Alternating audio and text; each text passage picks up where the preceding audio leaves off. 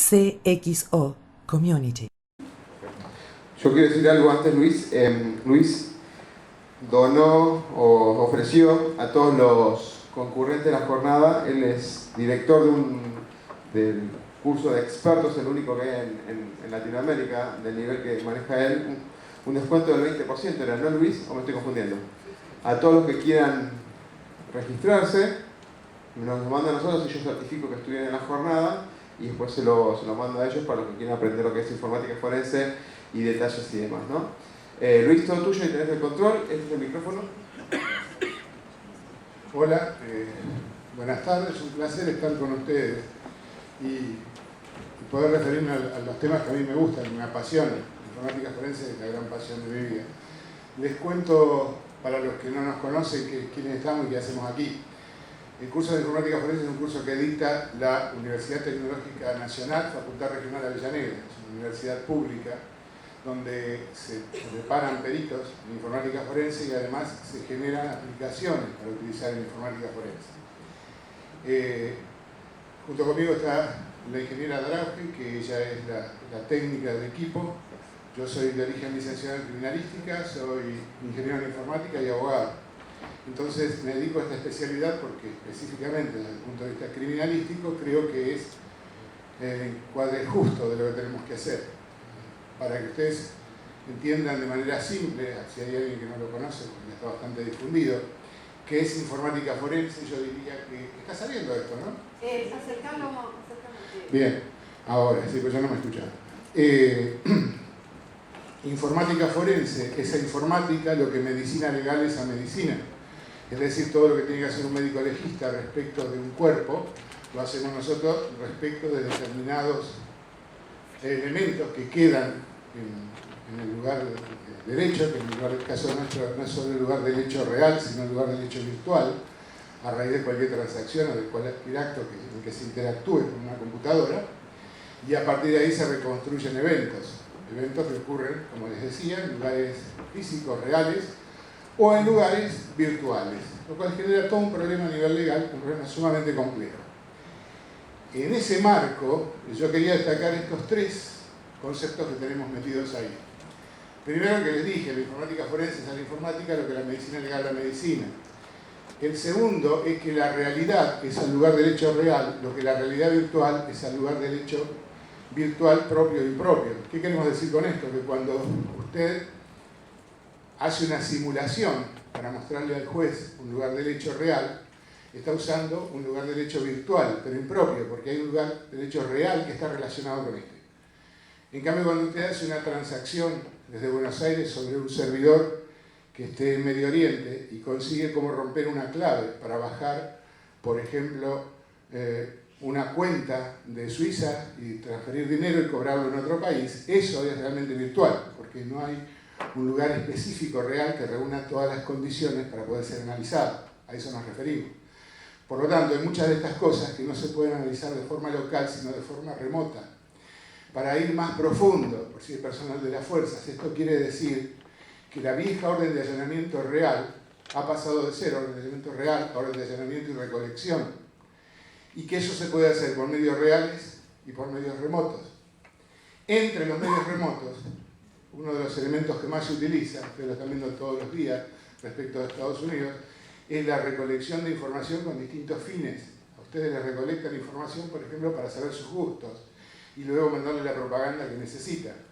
De la misma forma, hay países que recolectan información para ver si usted tiene bombas o es terrorista o hay cosas por el estilo. Pero esta herramienta, que puede servir para espiar, podría servir también a fines preventivos. Es decir, para hacer análisis y perfiles y tratar de prevenir el delito y no que tener que usarla como informática forense, que es después que ya ocurrió. La persona virtual es a la persona real, física o jurídica, lo que la comunidad real es a la comunidad virtual. Cuando usted entra en Mercado Libre y crea un nombre suyo, un apodo, un nick, le dicen en el ambiente, está generando una persona que el nombre suyo interactúa con otras personas virtuales y que además puede estar relacionado con usted y con varias, pero las obligaciones y los derechos que genera esta persona virtual se transfieren directamente a usted. Usted pone la tarjeta de crédito y paga, y se vuelve responsable. Hasta ahí la cosa podría ser, bueno, tengo un instrumento que actúa en mi nombre, nada más. Pero cuando su hijo tiene una página y a esa página acceden personas que usted no quiere, o tiene una página y sus compañeritos se encargan de hacerle burla, arruinando no su imagen real, porque toda imagen virtual es falsa. Así como nosotros cuando hablamos con una persona y queremos caer bien, no decimos realmente cómo somos, contamos lo bueno y vendemos una imagen. Incluso nosotros tenemos una buena imagen de nosotros mismos y nos justificamos.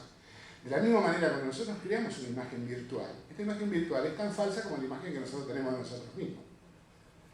Pero es importante para que la creó. Y si alguien se la arruina, hay un daño. Pero ese daño es sobre la persona virtual, sobre la real. ¿Qué hay legislado sobre esto? Nada. Absolutamente nada.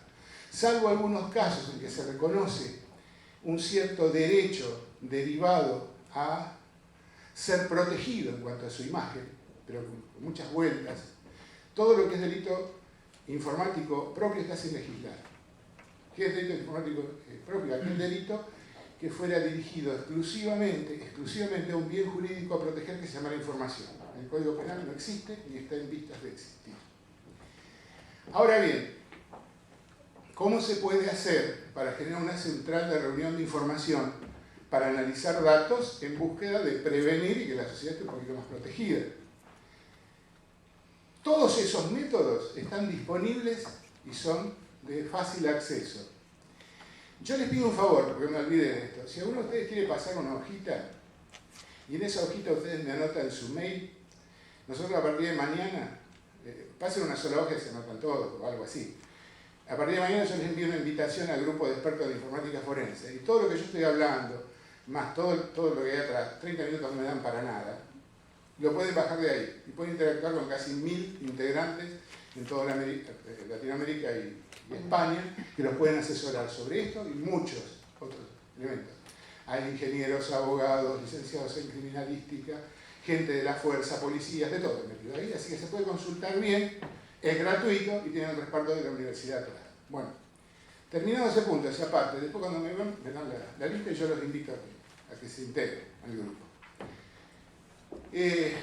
Lo que es difícil de establecer es cuál es el límite que existe entre lo que debo hacer y lo que no debo hacer legalmente. El límite entre lo que puedo hacer computacionalmente, o sea, tecnológica y técnicamente, es simple, no tiene límite. Usted puede hacer muchísimas cosas. Usted puede perfectamente, desde su casa, descargar los activos informáticos de una empresa y registrarlos. ¿Qué inconveniente tiene? Y prácticamente ninguno, porque como el concepto de seguridad informática es un concepto del que la mayoría habla porque queda muy bien, pero que nadie practica. Miren, me debería hacer una apuesta de ustedes aquí, de los que están en la sala. ¿Puede levantar la mano aquel que tenga correo electrónico cifrado? ¿Quién se lo provee? Ellos cifran el correo.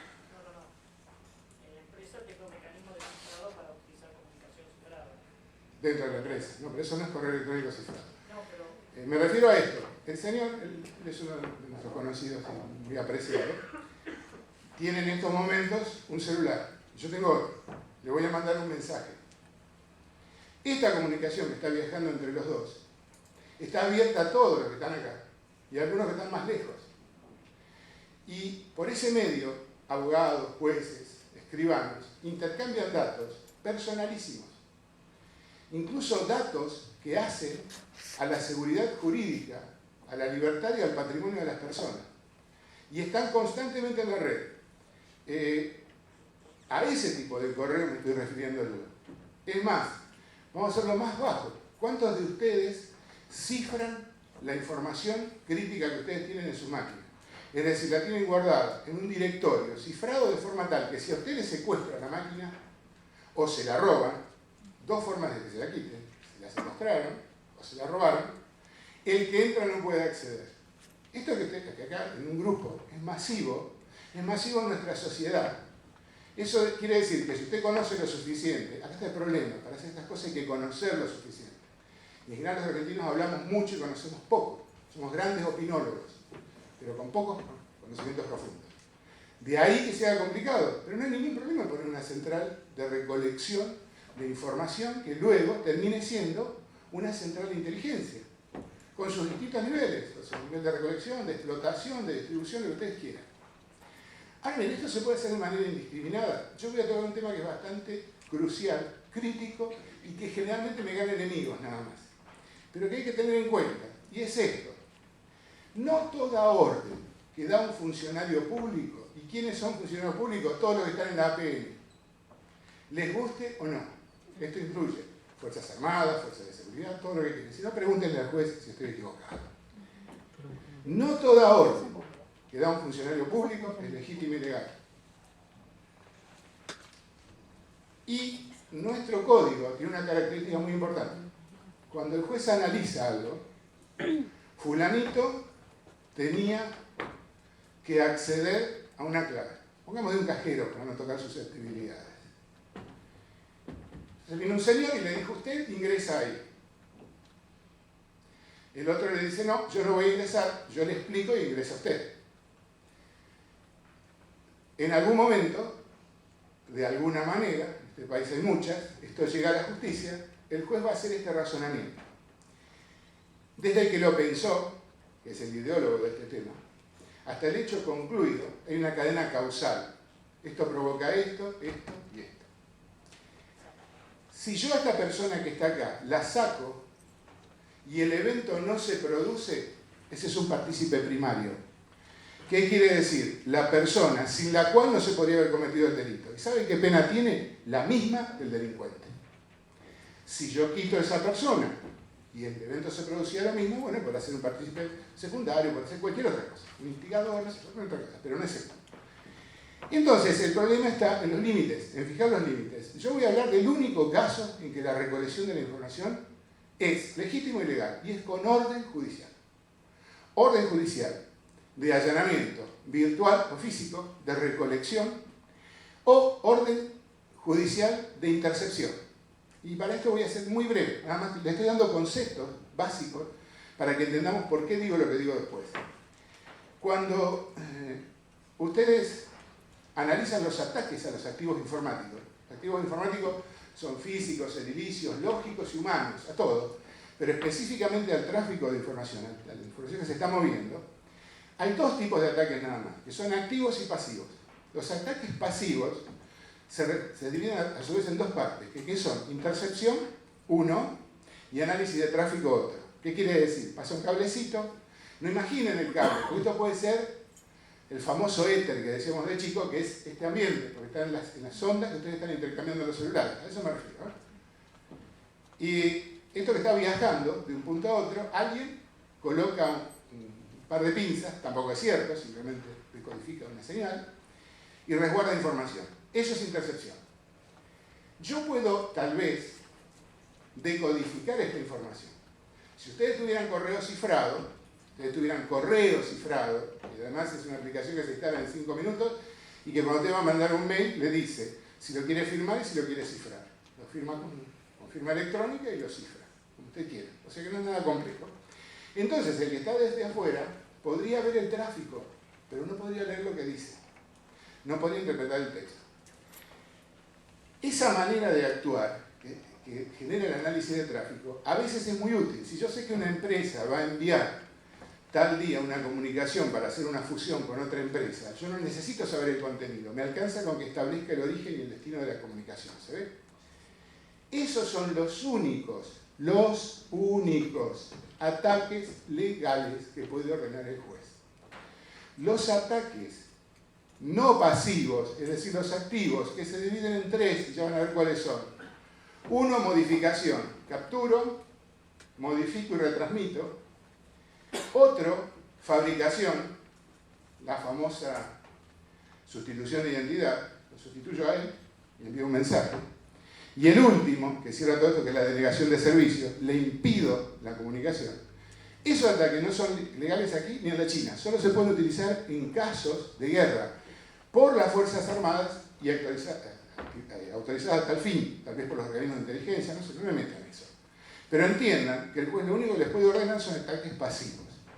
Esos ataques pasivos no están en el aire, están regulados y perfectamente regulados. Vamos a ver un poquito cuál es la legislación que está en eso y los dejo tranquilos. Insisto, el que quiera me pasa el mail, yo lo invito mañana, se enganchan y pueden bajar todo lo que quieran. No solo esta, sino las otras presentaciones de este tipo. Hace poquito hicimos una en la Escuela Superior Técnica del Ejército, para gente de comunicación del Ejército, está muy interesante también. O sea, que también les va a permitir meterse en este tema. Bueno, acá les puse, también son conceptos auxiliares, si quieren los leen, si no, déjenlo para leerlo después en su casa, pero básicamente la única cosa que se está metiendo ahora y que está empezando a actuar como delito informático propio es la ley anti-grooming. Grooming es esto, yo me finjo otra persona y específicamente está apuntado a los chicos. A ver, yo tengo 60 años ahora, por un tiempito todavía, y entro en una página de contactos, de relaciones personales. Entonces me pongo 55 o 40. Es una piolada, digamos, pero no parece ser demasiado peligroso. Y si ustedes entran se van a dar cuenta que la mayoría hace eso. La foto es de hace 45 años y todo lo demás. Ahora, si yo tengo 60 años, me finjo un chico de 10 para entrar en un grupo de chat de otros chicos de 10, la cosa cambia. Esa es la ley que se está tratando. Este es el primer atisbo que tenemos de una aproximación a una ley de delitos informáticos propios. Todo lo demás está sin legislar. Si usted es atacado en una de sus imágenes virtuales, no tiene solución. Si usted es despojado de elementos que tiene su imagen virtual, tampoco. Da para mucho tiempo, da para otra charla. Ténganlo en cuenta. Pueden bajar material de esto también. Tienen fallos, jurisprudencia, doctrina.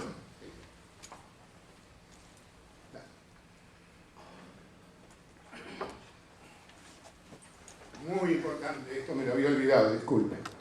Doctrina del árbol envenenado. Esto es penal, derecho penal. Dice lo siguiente. Si una prueba es obtenida utilizando medios o métodos ilegítimos o ilegales, la misma es considerada nula e insaneable. ¿Qué quiere decir insaneable? Hay prueba que usted la puede corregir, la puede arreglar. Por ejemplo, un chico de 19 años alquila una propiedad. No tiene edad todavía para alquilar. Sigue alquilándolo, nadie dice nada, cumple los 21, entonces confirma ese contrato anterior, lo valida, el contrato es válido. Es saneable, o sea, algo que era nulo o anulable se convierte en algo que está en vigencia. En este caso no. Y fíjense que hay temas críticos que destruyen la prueba. Se trabajan horas y horas y horas para recolectar pruebas. Entonces cuando viene el perito de la defensa, lo único que hace es decir esto. Fíjense si hay algún archivo que tiene fecha de modificación posterior a la fecha de secuestro. ¿Entienden lo que estoy diciendo? Esto quiere decir que alguien accedió a la máquina y modificó archivos después de que la máquina fue secuestrada. Esa prueba está corrupta y no se puede sanear, es nula.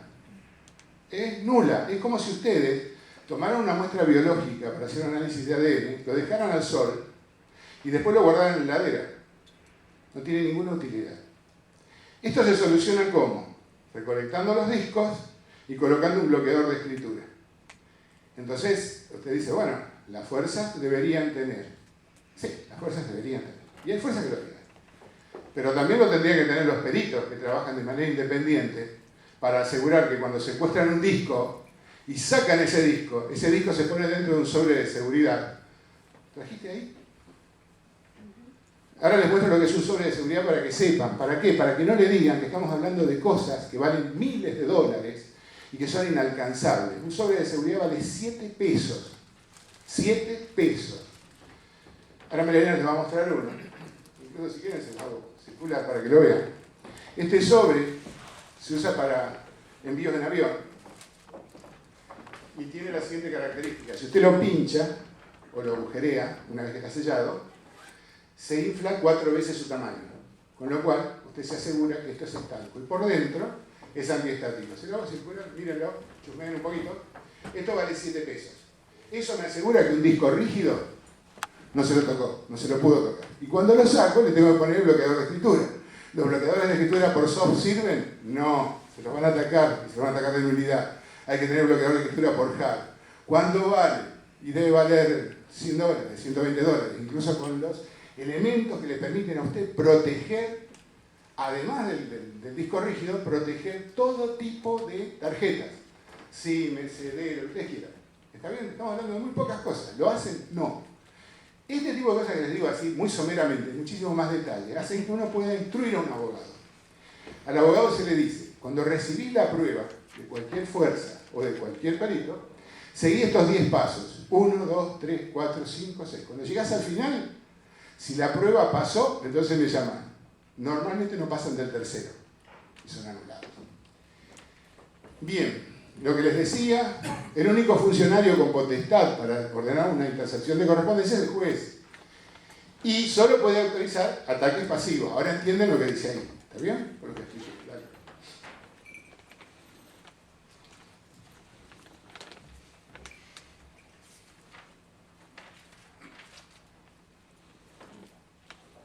Fíjense que esto es prácticamente una receta para el que tiene que trabajar.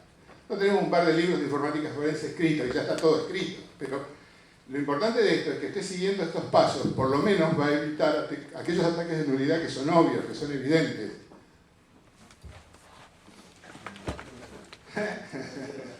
Entonces me van a tener que creer, no queda otra. Igual, escúchenme, a la edad que yo tengo, ya la esperanza de ser lindo quedó lejos. La de ser joven, también. La de hacer plata, puede ser que por ahí me gane el loto, tengo que jugar para empezar. Entonces, lo que se puede hacer es tratar de distribuir lo poco que uno sabe entre todos aquellos que tengan ganas de acceder al conocimiento. Si ustedes están acá es porque marcan una diferencia con el resto de la gente. Si usted trata con las personas, va a ver que hubiera estudiado ingeniería, pero no pude porque tengo hijos, tengo familia, tengo poco tiempo. Después pasa tiempo. Yo hubiera. ¿Usted cree que aquellos que estudiamos no tenemos familia? Nos sobra el tiempo, nos bancan mis viejos. ¿Entienden? Ese tipo de estructura, que es masiva, que es que el otro lo logró, pero no por el esfuerzo, sino porque tuvo suerte, viene de buena familia, tiene una mujer que lo acompañaba, como si la mujer viniera impuesta, ¿vieron? ¿Sí?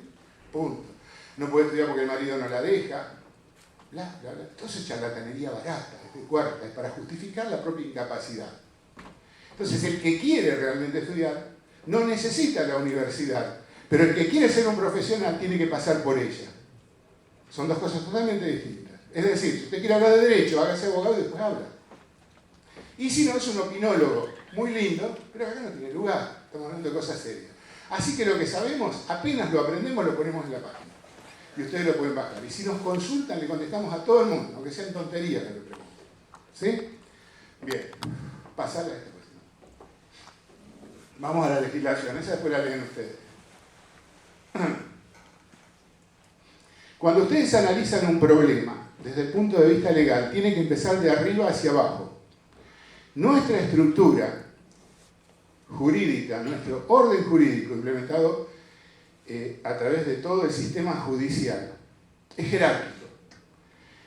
No es transversal, es jerárquico. Quiere decir que cada ley tiene prioridad sobre las otras. La Constitución es evidentemente el órgano principal que tenemos nosotros, con un pequeño problema. Y es que en el artículo 75, inciso 22, pone al mismo nivel de la Constitución los tratados internacionales de derechos humanos. Pero, entonces quiere decir que tienen el mismo nivel de la Constitución. Surge el problema, ¿qué pasa si alguna de estas normas en un momento entra en conflicto con una norma constitucional? Entonces diríamos, bueno, hay que tratar de consensuarlo, de acomodarlo, de hacer que se ajuste uno a otro. Y si no se logra, resulta que existe un órgano que está fuera del país y que permite el control de este tipo de cosas, y que son aquellas cortes internacionales que pueden tomar decisiones sobre el país. Por lo tanto, esos tratados de derechos están en el mismo plano de la Constitución, pero de hecho están por encima, porque yo aún ante un fallo de la Suprema Corte puedo ir ahí y apelarlo. Y es más, han dado vuelta muchísimos fallos. Esto quiere decir que si yo no me fijo en esto y no me doy cuenta que esto, además de ser la Carta Magna, es lo que rige mi país, Después no me puedo quejar si digo yo hice esto porque me lo ordenaron. Esto se aplica a todos los habitantes de la nación. Todos, sin excepción. Muy bien, ¿qué dice el artículo 18? Que el domicilio es inviolable y por supuesto también habla de la correspondencia. ¿Qué dice el 43? Que toda persona puede pedir, revisar una base de datos para ver qué datos hay de ella y si están mal pedir que se los modifique. Estábamos hablando recién del tema de la imagen virtual. Seguí, por favor.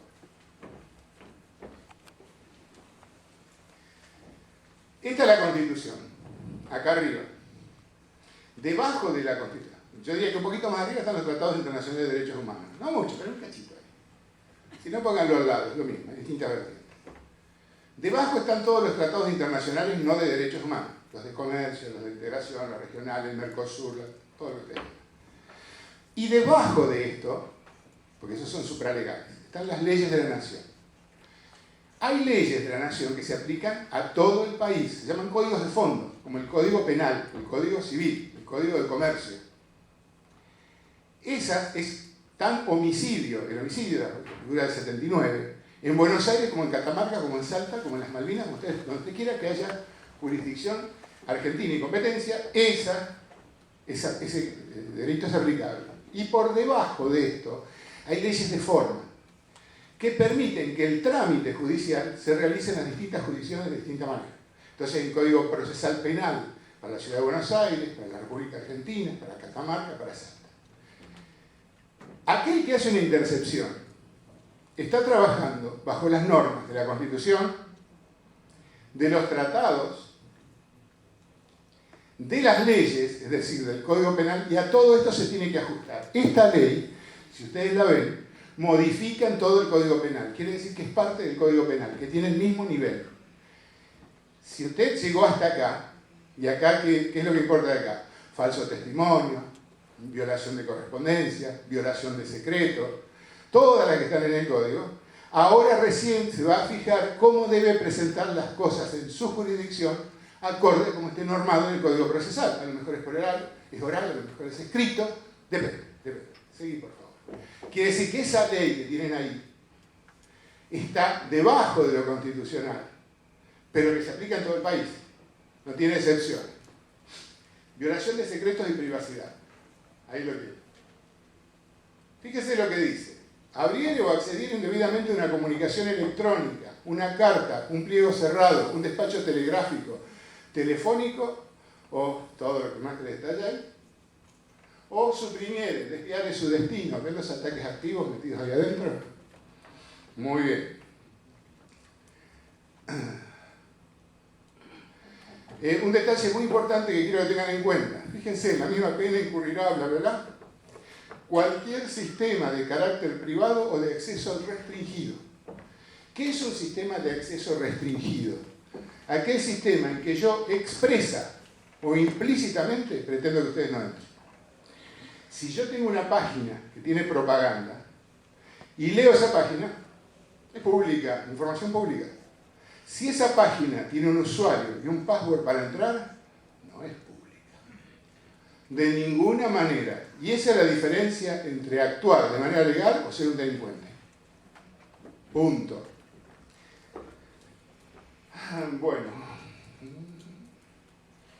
Bueno, acá tienen específicamente lo que son los datos informáticos y sobre todo acá están tratando de defender lo que es la disponibilidad de la información. O sea, la gente puede acceder, y sobre todo porque son organismos estatales. Dale.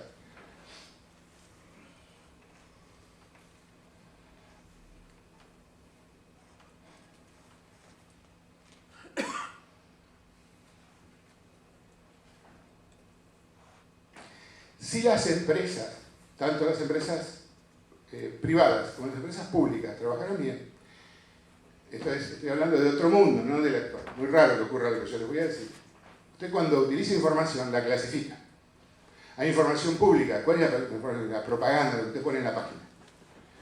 ¿Cuál es la información que no es pública? Aquella que es pública pero de uso interno de la empresa. Por ejemplo, las llegadas tarde de parte de la gente que viene, la lista del personal, los domicilios. Son públicos dentro de la empresa, pero no es información pública. Luego va a tener reservado, confidencial, secreto, estrictamente confidencial y secreto. Nadie puede ingresar, ni desde dentro de la empresa, a información para la cual no esté autorizada. Es decir, que ojo, que estamos hablando de los de afuera, pero también de los de adentro.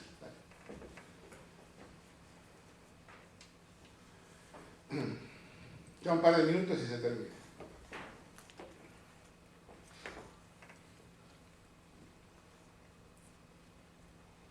Eso que tienen ahí es una especie de secreto profesional extendido. Hay cosas a las que yo accedo en virtud de mi cargo. Si no estoy expresamente autorizado a difundirlas, entonces, si las difundo, estoy cometiendo un delito. ¿Se ve?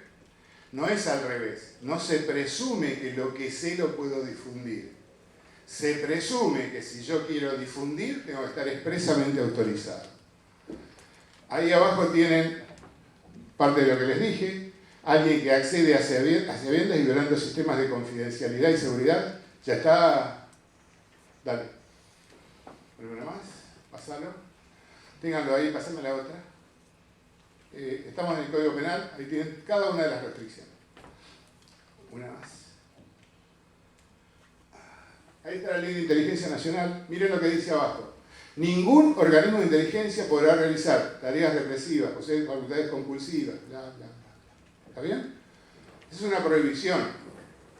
No tiene excepciones. Código Penal. Dale. Responsabilidad personal.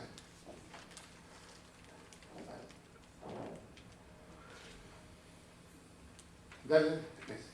Estos términos no son sinónimos. Una cosa es aquel que, con la ley que lo respalda y con una orden judicial, investiga algo. Otra es aquel que con una orden administrativa y una norma administrativa hace cosas. Por ejemplo, el que va y se hace pasar por un cliente para engancharlo a ustedes que no están pagándole a la FIP. Ese es un agente provocador. Todo lo demás que no entra acá, que son partícipes primarios. Son codelincuentes. Dale. ¿Seguís participación? ¿No me interesa? Con esto cerramos.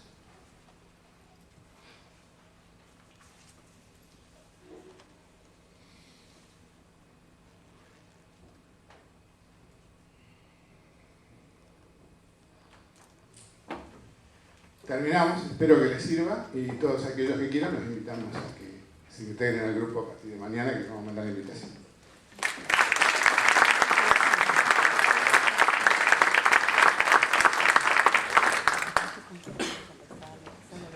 Vamos a repasar, Luis. Entonces, me mandan a mí un mail por el tema que quieren hacer el curso. Ahí tienes un feed de admirador que te quiere hacer firmar el libro famoso. Es un mucho. Sí, no, mentira. No. Me pagué para que... A propósito. Y lo de, si se quiere integrar al grupo de, ¿cuánto viene ya? ¿1100? ¿Cuántos hay? No, estamos cerca de los 1000, estamos en 980. 980. ¿Se quiere integrar? Me lo mandan y yo te los paso o se... La listita que tienen ahí. Ah, está en el mail. Ah, está en el mail. Perfecto. Miren, acá abajo ingresan a esa Yo les notaré eso. y ponen quiero suscribirme y lo suscribí. Y ahí se pueden contactar. No solo mi opinión, tienen todas las que quieran. O sea, hay de todo, ¿no? Y gente de otros países que los puede asesorar sobre los mismos temas. Todos tienen los mismos problemas en este momento. No las mismas soluciones, pero los mismos problemas. Bueno, muchas gracias. Otro fuerte aplauso para Luis. Ulises.